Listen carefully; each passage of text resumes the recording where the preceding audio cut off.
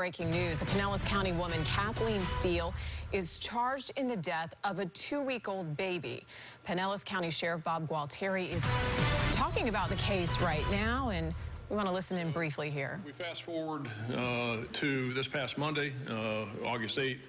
We know that about 11 o'clock a.m. on Monday morning, Steele took baby Kathleen along with Frankie and Philip to a pediatrician's office in St. Petersburg. Steele claimed the baby was not eating properly and wanted the baby checked by the pediatrician. We spoke with the pediatrician and he found nothing medically wrong with the baby. But importantly, in the physician's examination of the baby at 11 o'clock a.m. on Monday morning, he states that there was no sign of trauma to the baby. The baby's skull was intact, and there was no bruising on the baby's face.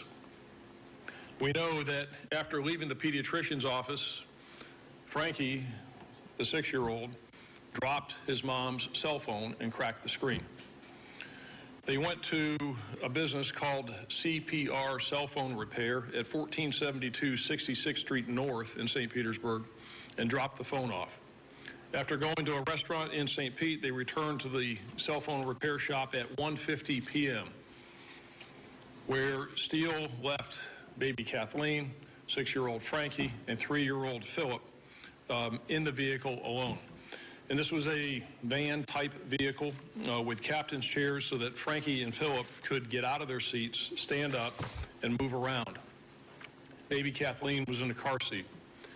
Steele turned the car off, locked the doors, rolled the windows up, and went inside the business. Steele left the kids unattended while she was in this business for over 30 minutes, which is confirmed by video.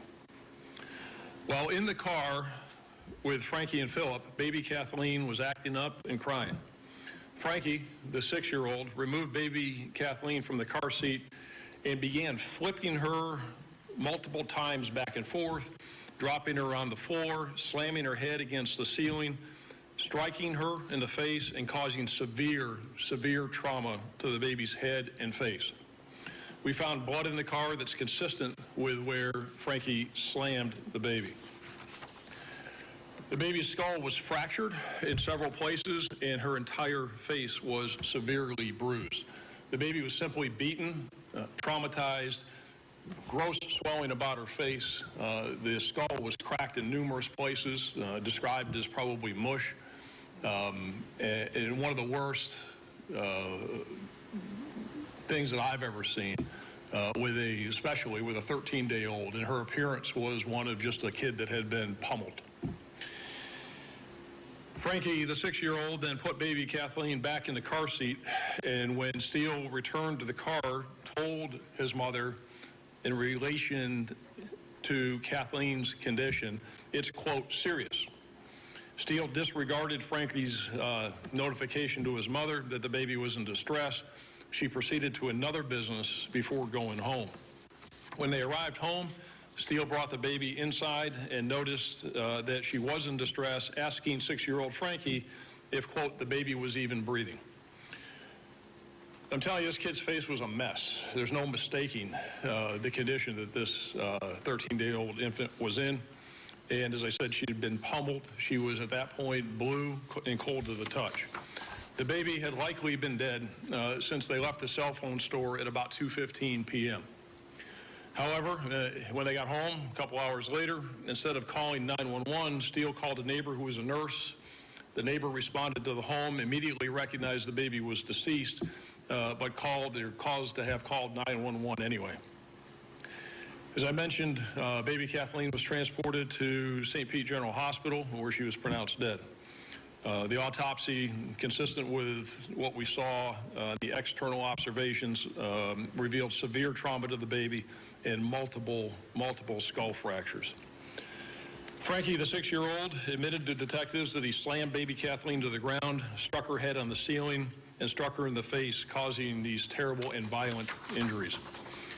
On Monday night, our Child Protection Investigation Division removed Frankie and Philip from Steele's custody, and they have been placed in foster care since Monday night. Due to his age of being 6 years old, Frankie will not be criminally charged with the homicide of 13-day-old Kathleen. He'll remain in DCF custody until a dependency judge determines where he should be placed. I've talked in the last couple of days with DCF Secretary Mike Carroll and DJJ Secretary Christine Daly, and they and their staffs have participated in the decision as to Frankie's current placement and will coordinate further evaluations and the appropriate course of action as to Frankie for the future. Kathleen Steele, the mother, was arrested by Pinellas County Sheriff's Office deputies this afternoon and has been charged with aggravated manslaughter for the child abuse and leaving the children unattended in the car for over 30 minutes, allowing 6-year-old Frankie to kill his baby sister. Needless to say, there's a lot troubling about this case, not the least of which is a 6-year-old boy who violently killed his 13-day-old sister, and Kathleen Steele's abuse and neglect by leaving the kids unattended in the car for over 30 minutes. You know, but there's another troubling aspect of this case, and that's some supposed medical professional who agreed to impregnate a 62-year-old woman with her dead husband's sperm, and she gives birth to a baby that by all accounts she's unable to adequately care for. Steele even made statements in the last couple of days that she was not finished, as apparently there's more frozen sperm and she wanted to have yet another baby boy. Something is seriously messed up with that. I can tell you that those of us that have been doing this in this business for a very long time have never seen anything like this. I can tell you that in talking to Bernie McCabe, the state attorney, talking to Secretary Carroll, Secretary Daly, and others, that nobody can ever recall a situation in our history, here in Florida at least, where we've had a 6-year-old kill a 13-day-old and a 6-year-old boy who engages in this type of just vicious brutalization of a baby and kills somebody. So, you know, there's a tragedy here. Probably at the end of the day, Frankie's the victim. Frankie's got a lot of issues and a lot of problems. And, you know, it's a very sad case to say the least. But the accountability belongs with Kathleen Steele, the mother who was, by all accounts, ill-equipped to have a baby at 62 years old, to have this infant, to care for these kids. And Frankie and Philip at 6 and 3 were running amok and were unsupervised, and what others saw was consistent with what happened on Monday, in that she didn't care for the kids and was negligent and neglectful and abused them by leaving these kids in the car. So that's the situation. You have been listening to Sheriff Bob Gualtieri give some staggeringly graphic information about the death of a 2-week-old infant. You can see that this has been a case that has impacted his agency quite a bit.